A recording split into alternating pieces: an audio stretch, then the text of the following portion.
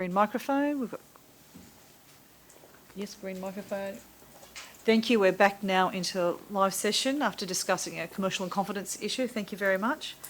After that, I guess I'd like to ask the person who moved this for a variation that we remove, I guess, recommendations. We only keep recommendation A in that position. I'll go to the mover.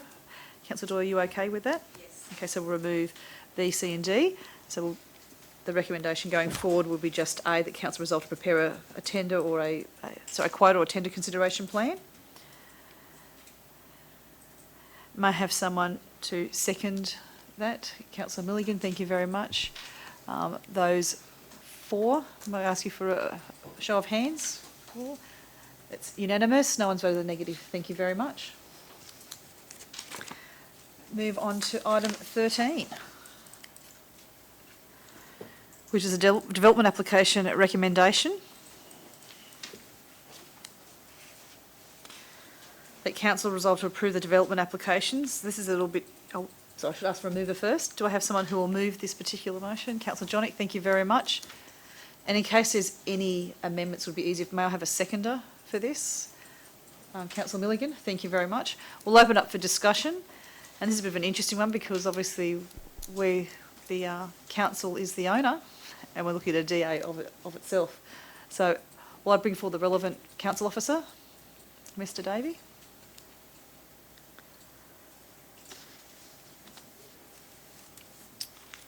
Good morning again, Mayor and Councillors. Thank you. This morning. Could you please run us through briefly this DA Yes. and any of the contentious issues that you'd like to highlight to us? Yep. Okay, Thank so Brett Davey, Manager Development Planning. This application is one obviously lodged for Council to facilitate the continued development of our Moore precinct. The application essentially reuses an existing building which was formerly occupied by retail tenancies, the cinemas and co. It is being refitted internally to increase the amount of retail space, a slight increase externally so that the total increase in retail space is about 2,500 square metres. Now those bits are relatively inconsequential because it's all retail uses. There is the entertainment use as well, which is indoor entertainment for a karting track, which is also proposed. Now because this application was lodged by Council for a Council project, it's to be decided by Council under our framework. In addition, for these types of projects, we've got a panel system in place. So this will be the first project that has gone through that system. So the principle is that the officers finalise the assessment and recommendation on the application, identify a panel to then test the application and test the officer's recommendation. That has been done in this instance. So in this report, you'll have the officer's recommendation, you'll have the clean version of the panel report, as well as a notated version of the panel report to identify how the officers have incorporated any of the panel commentary into the report. Pleased to say that there are no substantial issues with the outcome of the panel report. In terms of the application, there are generally no substantial issues with the application. There is some technical issues with the indoor karting track and the idea of noise, air quality issues associated with that. There are technical reports to substantiate some of that, and there's some conditions that have been recommended to resolve those issues. Thank you. I'll open up for questions and discussion. Councillor Doyle, since it's in your neck of the woods. Through the Mayor, thank you. Yes, I do have a few questions on this one. And first and foremost, relates to the residents living in and around that precinct. The concern regarding the noise has caused a lot of discussion and concern. So I guess I just would like to clarify and be clear on what Council's role is in monitoring and ensuring noise doesn't become an issue, and then what part would become the retailer's obligation around noise and acoustics. Yep, okay. So this compliance with this one will blur the lines a little bit because it's a council project being assessed by council staff. But essentially, it's the burden of the council to comply with the approval as an applicant and build the development in accordance with the conditions of the approval. So whoever maintains ownership of the property at the end of the day retains the responsibility to ensure that uses are compliant. Mm-hmm. Now, in this case, you'll have an operator that will go in there. The information we've got is that we are satisfied that the operator, particularly with the karting track, for example, there is potential for it to be operated in accordance with the noise report, which then won't have impacts. Now, if forecasting forward there are impacts, that issue would have to be investigated by council as a enforcement authority or assessment authority, and there would have to be testing to determine if what the cause of that was, whether there was a lack of compliance with the operation or there's a lack of compliance with some other construction aspect. Okay, and can you help me understand with regard to acoustic testing? I'm not across that. Is that an exact science? We're just not looking for any grey areas here where a prospective tenant... Yeah. So acoustic testing is a science, so there's not too much grey in the testing itself. So if I explain the process of that just as a planner, not as an acoustic consultant, the principle is that we ask for a noise assessment to be done of a use. The specialist will go out and do testing of a like use. They'll find another facility and do some live testing of that. They will then go and set up a monitor in the destination, so the site or the building that the use is proposed to be located in, and they'll take some measurements. And so by those two things, they firstly establish what the noise of the thing, the go-kart is, versus what the background noise of the location it's going into, and they work out how you can manage that noise. And so in some cases it's very simple, it's in an enclosure, and the enclosure is designed to withstand a certain, or to suppress a certain amount of noise, and it's very clear. So in this case, there are a number of recommendations, both physically and operationally, on the report. Now, the acoustic consultant is confident that they can mitigate the issue. Now, if everything's done perfectly, as you would expect, and it's operating and there is a problem, there may have to be subsequent testing to determine if there are some unintended consequences of construction materials or something like that's causing the problem. So I guess my concern would be there is another tenant. It's a bit of, I don't know if it's a unique situation actually. I'm not sure if we're looking at potentially putting cinemas above competing noise. It wouldn't be a good thing for cinemas or their patrons. So yeah, I guess it's important that we monitor it closely, not only for our residents but our other tenants. Yeah, we've obviously got two interests, and so the interest that we've focused on is interest as an assessing body, to ensure that the development meets the requirements of the planning scheme and any associated policies and requirements and legislation. So in terms of noise, there's an Environmental Protection Act that we refer to. Obviously, the other interest is us as a landlord to ensure that our tenants can be managed and can operate cohesively. And sorry, finally, has anybody from council been to visit one of the karting tracks to understand not an indoor one that I know of, okay. But I'd have to go back to the offices because I haven't specifically asked that question. Okay. Yes, I was going to ask that too, Councillor Doyle, because when you Google, there's a number of indoor karting tracks because these are petrol-fuelled vehicles. So I guess I'm very interested to know where else in Queensland and Australia have an indoor go-karts. We're looking at up to 16 go-karts here. Yeah. What's the air quality like there, and also the noise, I think will be really important.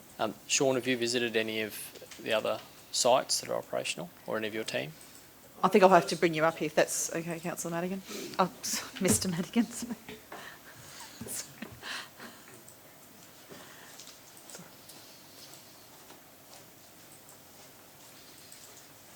Thank you, Mayor. I personally haven't, but council officers have. So we have a current tenant in that venue building who owns the chemist there, as an example. He was particularly concerned in relation to the impact on his business of a go-karting being placed into there. He was actually taken out to another indoor facility owned by the same potential tenant, the exact same operations effectively, a different building and the like. and he was pleasantly surprised by the lack of noise that actually occurs. So it's my understanding it's all enclosed. The sound measures they've put in place, the acoustic engineering and the like, that even in like an office next door to where the carts were running around, you couldn't actually hear the noise significantly. And that particular tenant who went out and had a look at there is quite vocal. It certainly met with his requirements to be exactly right next door to a carting. He wasn't concerned that a chemist couldn't continue. So let alone impact on a potential cinema operator or Aspire, from what we have observed, would be very low.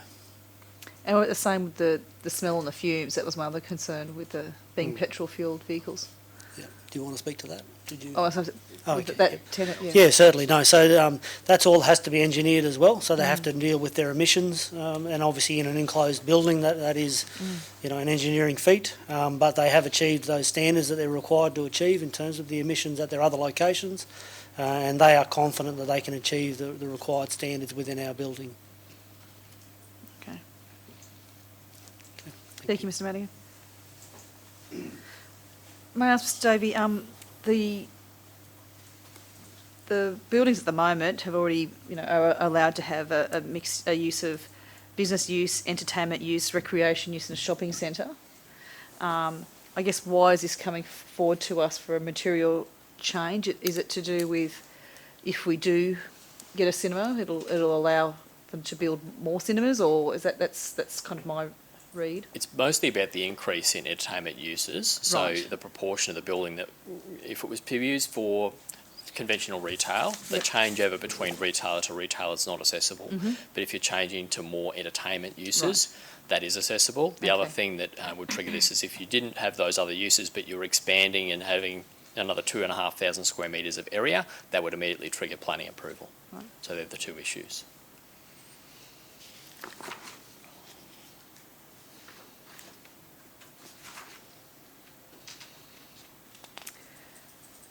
So another item I noticed, the Bottle Alley, the papers also talk to the fact that at the moment it's got a kink in it, as Yes. you know, from Nicholas Street, from the mall out to Ellenborough Street, and therefore visibility isn't great. And I can see in these plans you're looking to do something around that. Yeah, so the mouth of Bottle Alley closest to the mall, I suppose you'd say, is to be widened up and activated, so to have some more activity through there. Unfortunately, with the design of Bottle Alley and its cantilevering across Queensland Rail land, there really isn't many other options that don't involve something major happening through there. But this can be step one of trying to improve the safety of that space.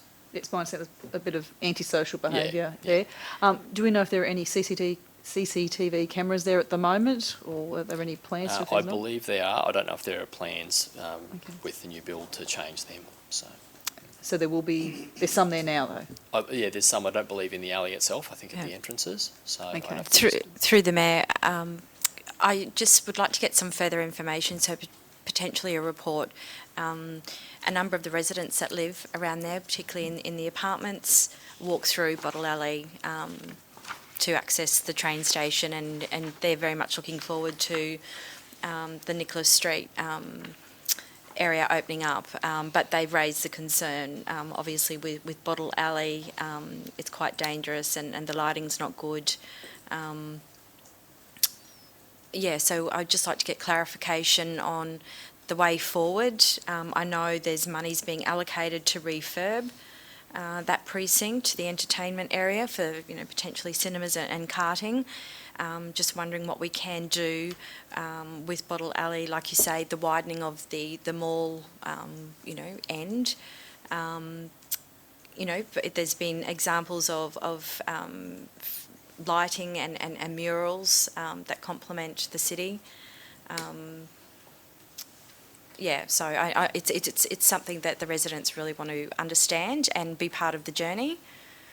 Yep. So we've applied a planning lens to this as to try and create an environment that's safe. So that's one of the principles we apply in the planning scheme. But that level of detail is probably beyond the development application, I would suggest. So I'd be happy to talk to some of my colleagues and get some information for the council on that idea of the lighting, the camera arrangements and the general safety. Yeah, that would be good.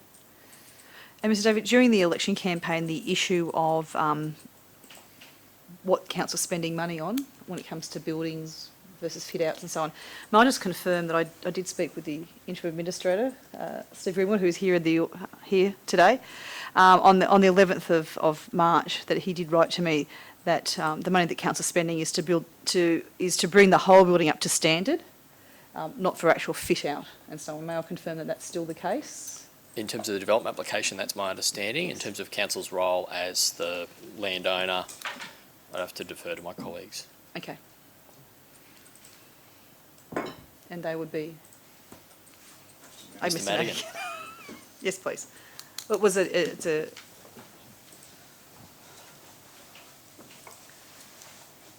Just confirming that council's spending money on upgrading the building as opposed to doing the fit-outs. Yeah, certainly. So the amount proposed in the budget is for the entire building, which requires a significant upgrade. Most of that expenditure is around services, so aircon and the like, to bring it up to what would be considered a modern standard. The only council funds potentially that will be expended in relation to fit-out relate to the lease agreement that is signed with the tenant. So any time you're signing up a tenant, there's negotiations to be had. You do have what they call a leasing incentive, which can be a capital component or a rent abatement for a period that is to be negotiated, and that at the end of the day, you calculate your overall yield as a result of that. So we have a budget within that. What that looks like for each tenant hasn't been finalised because we're still in negotiations on leases and the like. But we ourselves won't be directly putting the funds in and doing the fit out of those buildings. Okay. It'll be handed over to a tenant. Okay. Thank you, Mr Madigan. So I've just referred to page 428, which is on public art. Do you mind explaining to me that you've got implementation guideline of number 31, public art provisions and major developments. Do you mind explaining what provisions or what obligations council have for public art? The implementation guideline applies to mainly commercial developments, but most major developments, and it's on the principle that a certain percentage of the capital cost of the project is invested into public art. So because it's in the form of an implementation guideline, it provides an interpretation of the workings of the planning scheme. So we work with the development industry to try and deliver public art as part of a development project. So I understand with this project in particular, whilst we've got the development requirements there is also another process that council is going through in terms of beautification, public art, activation of this space. Haven't commented on that heavily in the report to leave that to that process as council's landowner. I don't know if anyone wants to comment on public art or... Just a general one. Yes, please, Councillor Tully. We'll wait for the microphone. How many developments have there been where public art's been? I recall Redbank Plains, I think that might have been the first one. And maybe the Icon Tower, the one downstairs. Yes, on Icon, Redbank Plains, and the service station on the corner of Brisbane Street and Hooper Street, the 7-Eleven there. There's a bit of public art there. They're the ones that spring to mind. So there's not a lot so far. No, the actual base value to kick into public art's quite high in terms of the base value of the project. So, yeah. Thank you.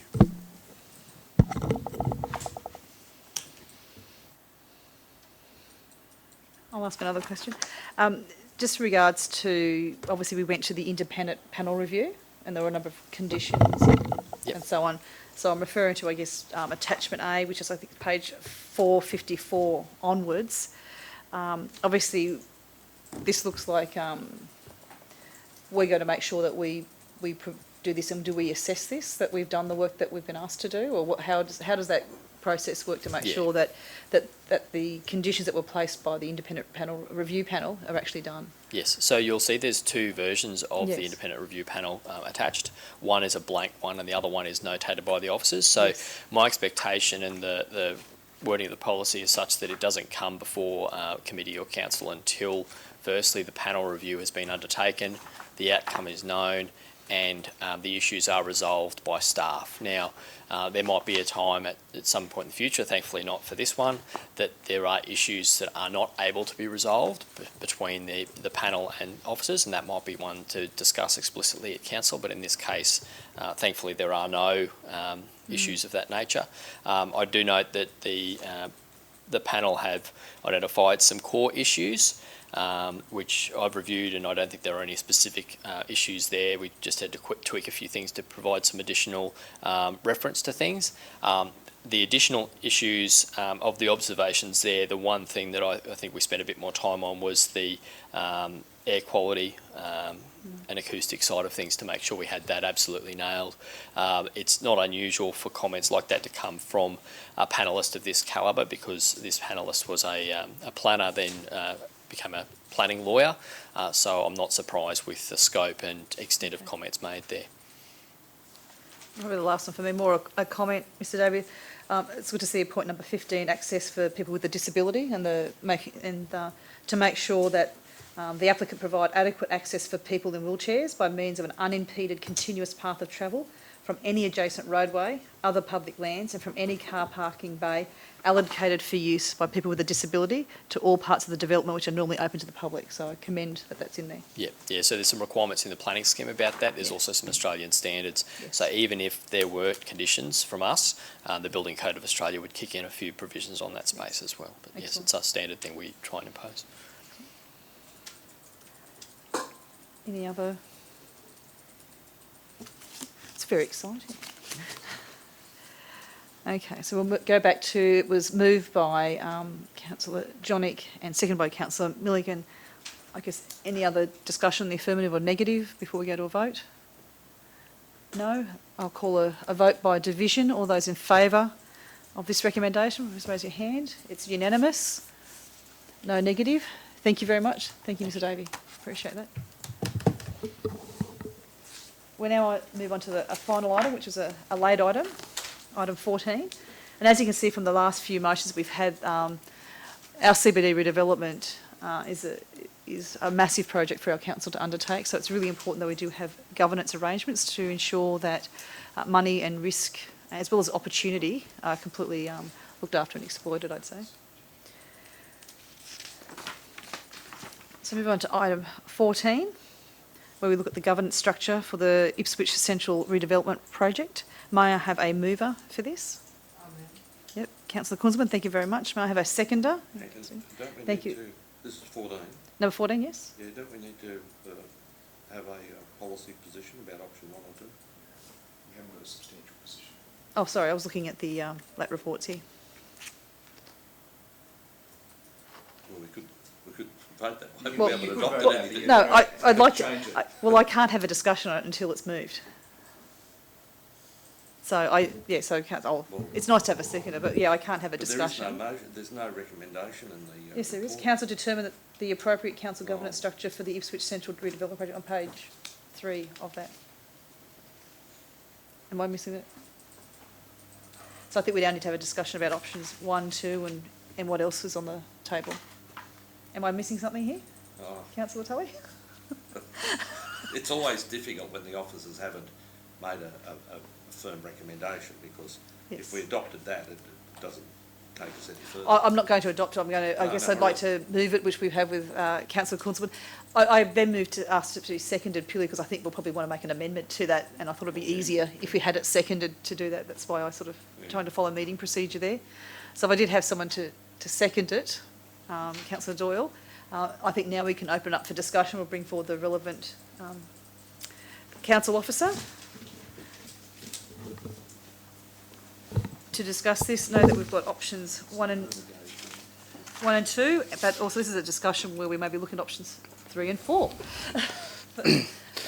Certainly. Sean Madigan, General Manager of Coordination and Performance. This report relates to the governance structure to be considered to put in place for the management of the Ipswich Central Redevelopment Project. So going into the history of the governance structure that has previously been in place. So the governance structure that was put in place some 2 years ago involved a project steering committee that had at that time as the chair of that was the interim administrator, Steve Greenwood, the second interim administrator, I should say, as the independent chair of that. Also the members of that were the CEO, the General Manager of Corporate Services from a financial perspective, and to that steering committee we would report either monthly or bi-monthly on the progress of the project, how we're managing the risk. That report that was presented earlier to the council, the progress report for the project was presented to that steering committee for consideration. The council previously approved the $215 million budget for the project, and the role of the steering committee was to manage the risks associated with the project, to make, if you will, day-to-day operational decisions that arise throughout the course of the project that are deemed to be within the existing budget that was approved by council and deemed not to require further consideration by the whole council. So that's the model that was in place. The model has the ability to have councillors appointed as members of that steering committee. And upon looking at the delegations and discussions with the CEO requested that this report be brought forward for council to consider its options in relation to the governance structures for the CBD project. The options being presented there, with option 1 was the consideration of an additional standing committee to focus on the Ipswich Central Redevelopment project, a standing committee of the nature as we have of this committee here, that would obviously involve councillors appointed by council and would consider all matters in relation to the CBD. The second option proposed is the council delegate responsibility for the management and oversight of the project to the Ipswich City Council Chief Executive Officer, who would then establish an advisory panel consisting of councillors and council employees to provide appropriate governance to the project.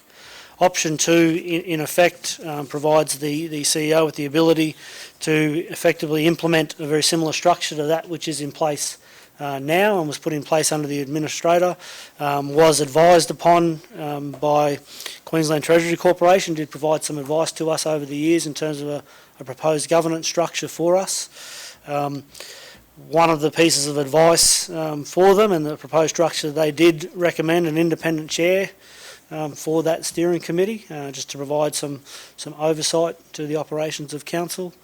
Obviously, though, the project has progressed significantly in terms of the construction to the point where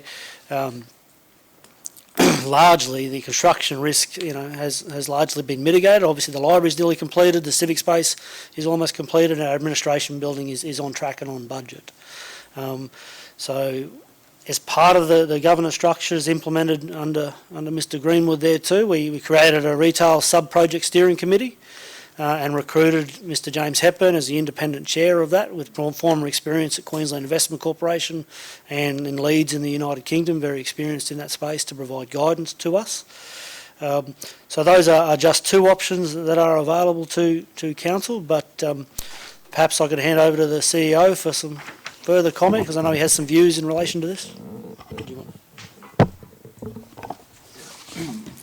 Look, it's just really a legal technical issue, in as much as a matter can only be delegated to the CEO, the Mayor, a standing committee, or the Chair of a standing committee. Essentially now, every project of council that's in the budget is delegated to me to execute, and then that is sub-delegated to other people to execute. So, but there will be bits and pieces that are of public interest as we move through this, or of interest to the public in terms of certain finish issues, finalisation of public art, those sorts of things that will need to be determined comparatively quickly, and there might be some commercial issues working on it within budget. So there's really two options. You run a standing committee. The downsides of the standing committee is it has to follow this format, has to be open, and a lot of the stuff that you would be considering would be enclosed, so you'd go into standing committee and then you'd close it. Or you run the alternative proposal, which is essentially what we've had before, which is an advisory committee to the CEO, and we execute that way. But I don't want to create a situation where elected reps are sort of sidelined from the finer detail pieces, where, as Mr Madigan said, this is one of the very few projects I've ever worked in over 40 years that's running on time and on budget. And so, you know, once you're out of the ground, most of the major risk factors are gone, but there will be a range of fine, detailed decisions going through and things that come up that would be, I think, is relevant that certainly representatives or some representatives of the elected group are involved in. See, I think certainly we've discussed the importance of reactivating the CBD and getting foot traffic, getting people coming into it. And I think certainly the feedback I've had on the campaign trail is that people really want to be involved with the decisions being made around our CBD. So I see the standing committee as a way of, you know, as much as possible, everything that's not commercially in confidence is there for people to see. Is there an alternative to that so people can find, you know, have a place where they can find out the information and participate, I guess, is what I'm... Oh. Is there a governance structure that would allow that? Oh. Look, as I said, it will be, you know, stuff like, or we've got a change in paver, you know, and as I said, those sorts of little things as we go forward. Some of the FF&E decisions on the layout of the building, that's you know, fittings and fixtures on the inside of the building. Some of those sort of pieces of decision, you can run it either way. But you know, if you're going to run that committee, you can provide the minutes of that committee and some communication on your webpage if you wanted to. But as I said, I've run these similar processes with the Wollongong Mall and on the Cairns Esplanade over periods of time with 2 or 3 councillors, a couple of staff, potentially an external operator if you had a contractors. And so obviously the project manager, the external project manager would participate in this process as well. Councillor Tully. Yeah, just a brief... Green, isn't it? Yeah. It is That's great. great. I think there's pros and cons on either of those. The only issue I'd raise, though, is things that go beyond those relatively minor things, such as, and this came up in part of our training a few weeks ago, like the name that had been informally adopted. Like I think all of the councillors need to own that, and some other key issues, obviously. So whichever option we adopted, I think some things probably have to be determined in advance or be in advance of meetings circulated to all councillors, or that we reserve certain decisions for all councillors. And they would come through the council arrangements, council systems. Councillor Doyle, I'll get you to take your microphone. Through the Mayor, just like to say a couple of things. So I agree that councillors need to be involved as much as possible and communicating to residents. You know, as the Mayor's pointed out, it was very clear during campaigning and you know, before and now.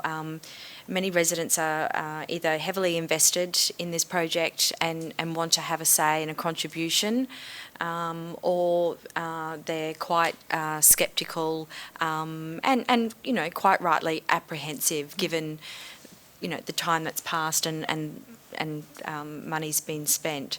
So I think it's important we take our residents, all of our residents, on the journey with us. So whatever structure we choose needs to reflect that outcome. But secondly, I think, in my view, it is such a big project that it warrants its own standing committee. If we don't, and it falls under another heading or committee, it will occupy all the time of that committee to the detriment of the other important items or, you know, projects.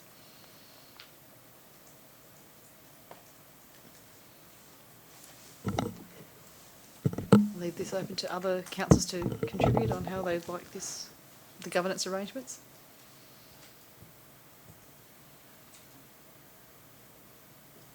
Are there any other options people would like to put up? Option 1 and 2 have been put up. Is there any other structure that people would like to discuss?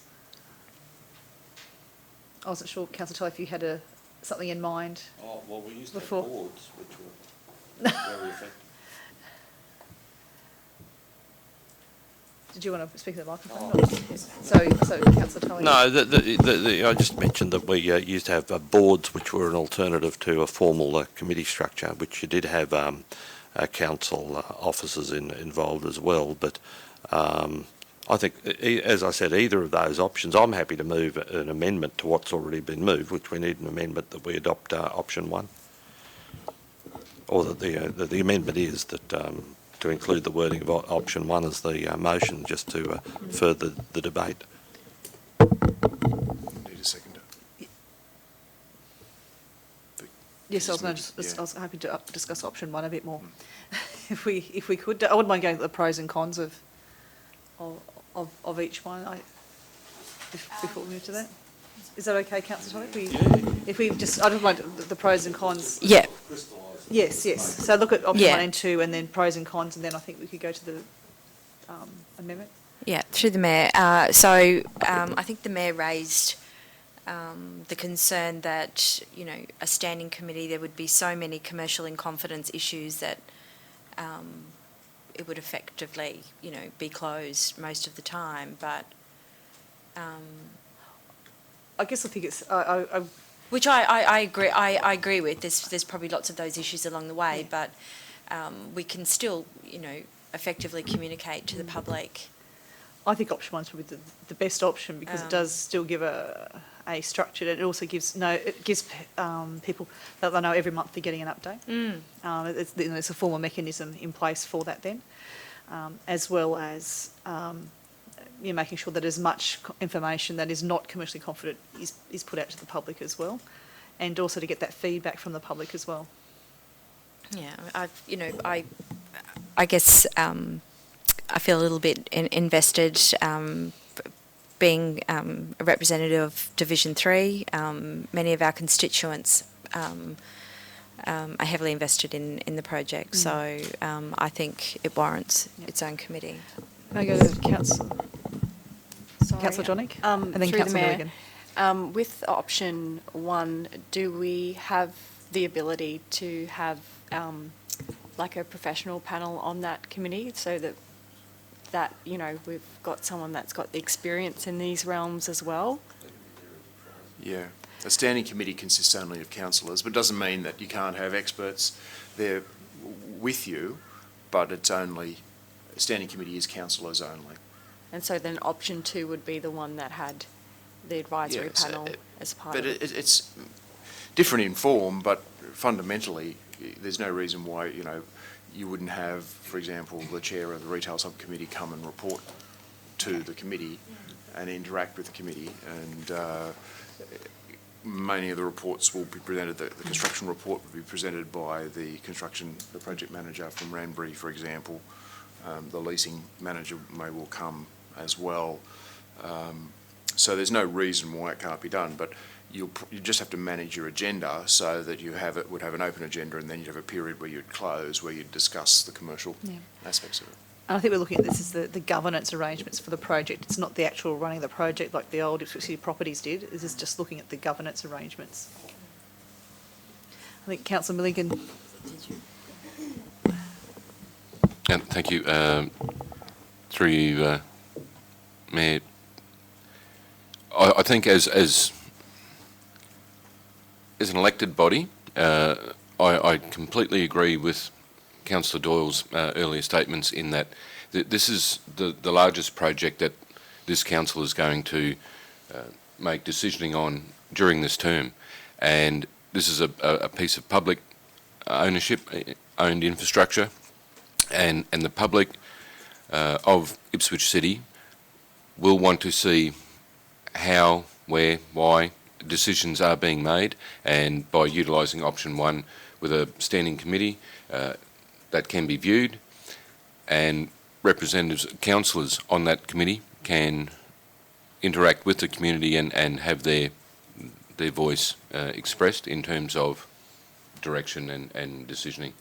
I think that's far more important than just simply getting the job done, which option 2 is what I see as being. That's just all about business, getting the job done, whereas option 1 is being representatives of the people of Ipswich to define and make the decisions with respect to that project, and there would be opportunity for far more community input into that. Thank you. Councillor Kunzelman? What I was going to say has already been said, but I think the people of Ipswich want us to be responsible. Well said. Any views? I might throw back the microphone back to Councillor Tully if he wishes to move his amendment again, if that's okay. What we could do is turn around in terms of reference for the council meeting and then have it in place. Thank you, Mayor. Otherwise we lose them. We'd need to fashion an amendment that's not just option 1, because that's a wordy sort of explanation. So I was just jotting down some words, but I might need some assistance with this, that the CEO prepare a further report for consideration by council based on the principles outlined in option 1 of this report. Could we make that a terms of reference or something like, as you normally would have to, that way we can sort of Yeah. get cracking Well, on I was the suggesting that I might even be able to turn something around to come to the council meeting next week, Yes, because yeah. then otherwise we lose a month. Yeah, that's correct. So would that be okay if we, beginning part? Well, it'd be more than just the terms of reference, because it's the creation of a standing committee. That's number 1. Number 2 would be the terms of reference of that, and the membership of it as well. Yeah. So there'd be a number of issues Yes. that would have to be. And ultimately, the council will determine the membership. Yes. But I think that report needs to have a succinct recommendation. I was just trying to have a more general sort of amendment that would facilitate that further report coming to council. So I guess we could ask the CEO to come to us with a report on, Well, to do everything Yeah. to set this Well- this standing committee up. Yes. And as I said, I would aim, Well, if that was the yes. view of the meeting, I would aim to have a report to you at the council meeting next week, and then you can institute it, and then we can roll, because otherwise we'd lose June as well. We also need to have a discussion about who would be on that committee as well. But, So- but that can be done at the meeting. The council can select the members, its members, because it can only be councillors. So that amendment, I'm happy with that, just except for the last few words to outlined in option 1 of the report, yeah. Okay.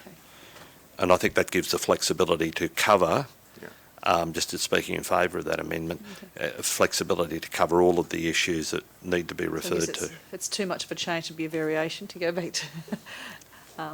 So we'll, if that's what you'd like to move. Yeah, I think that would Tully, as cover an it, thank amendment. you. So we're just looking at, that we agree. So inherent in that decision is the fact that we've accepted option. Yeah. Well, that- you can withdraw your motion if you wish to, Councillor Doyle. Okay, so I'll withdraw my motion. And then Well, I Councillor. think, well, then it Councillor becomes a Doyle, s- actually Councillor Doyle seconded it. It was Councillor Kunzelman that actually moved it. Oh, was it? Sorry, yeah, Yeah, Councillor. yeah. So, actually, I think Councillor Kunzelman had a question. No. Yeah. well, as I said, inherent in that is the fact that we seem to have accepted option 1. Is that right? No. So Councillor Kunzelman withdraws a motion, Councillor Tully's if she wants becomes to. a motion, Yeah. if she If wishes. she wants us to. If she wants, or otherwise we go forward for an amendment. I'll withdraw the motion. So Councillor Kunzelman has withdrawn the motion. Yeah. And, so could you say it again? I'll withdraw the motion. Thank you. Do we go In to the Yeah, Councillor? yeah, Councillor Tully's is now. I'll just check with Councillor Doyle, Councillor Doyle seconded, just make sure that. Although technically, there was a recommendation right at the start, that was the That's just been withdrawn. withdrawn. That's Okay, just been so I'll move, I'll just move that Yes. as a That's a motion. Yeah, So thank you. we change that, yes, Councillor Tully has moved that the CEO prepare a further report for consideration by council based on the principles outlined in option 1 of the report. May I have a seconder for that, please? Councillor Kunzelman has seconded that. Any more discussion? I guess I'll go to a vote and call a division. All those in favour of that motion, please raise your hand. It's unanimous. No one's in the negative. Thank you very much. We're finished. It's done. You just close the meeting. On that, thank you for those who come in for the live stream. We've got to get the other people back. So I'm just being told that my microphone was You don't need was to off. Sorry. As soon as we've dealt with the confidential business, they're entitled to... They can. Excuse me, I'm the chair here, so all questions can Well, come through. okay. Can I just say something, please? So I apologise, my microphone was turned off. May I just check that that last vote went through fine with him, though my microphone was turned off? Yes, thank you. Now, I think there's a dispute at the moment whether we can close off the meeting without councillors Fechner and Madsen here. I did check with the CEO beforehand, and he said that we could close off the meeting without them being no further here. business. Because there's no further business. I understand that, but there might be matters they wish... I believe that once the matters that they're not here for have been disposed of, that they should be invited back into the meeting. So I think we were very clear during the discussion that we actually moved the, Agenda 10 I understand item that. early so that they could leave the I meeting and not return. Yeah. So I think that was quite Well, clear and yeah. they didn't object to that. Yeah, well, that might be, but we have dealt with all the business that they declared an interest in, and before we proceed, because there could be some other matters that people may wish to raise or questions they may wish to ask. I'm talking about anyone here. Yep. And I just believe it's a matter of protocol, and that's always been the standard practice. Yeah. As soon as the item that someone's out for Okay. is disposed of, which may or may not be the end of the meeting, in this case it probably will be, but we don't know that for sure. I just think it's Yep. a matter of courtesy to them, they should be invited back. I'll take on your feedback, that Councillor Tully, but I guess as the chair I'll say that it was quite clear at the end they actually asked, it was actually Councillors Fechner and Madsen who wanted to move the agenda item 10 forward, noting the fact that they would be left, if you could just remain silent, so that way they could actually leave and not come back for the thing. So I'd say that they were quite clear that they were not going to participate any further. So on that note, I will close the meeting. Thank you.